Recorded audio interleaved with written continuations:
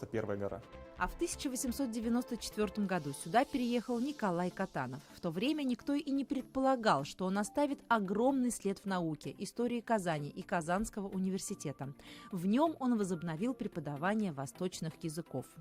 Когда он впервые приехал, то есть он дает первую лекцию, людей там немного, то есть он ведет только спецкурсы в основном, но случайные студенты, которые попадают туда, комментировали это, что сложно оторваться. То есть они сидят, слушают, смотрят и слушают, и продолжают, и продолжают.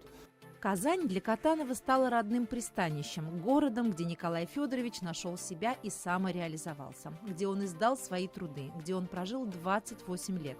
Здесь, на татарской земле, первый хакасский ученый, российский тюрколог, профессор Императорского Казанского университета и Казанской духовной академии получил чин действительного статского советника. Прошло 99 лет, как Катанова не стало, а востоковедческое отделение в институте успешно работает. Современный ИМО в рамках института есть востоковедческие отделения, то есть это арабистика, это там, изучение Индии, это изучение корееведения и так далее и тому подобное. Китаеведение, конечно, у нас мощнейшее китаеведение, очень много приезжают, собственно, из самого Китая. И память о нем хранит небольшой переулок в центре города.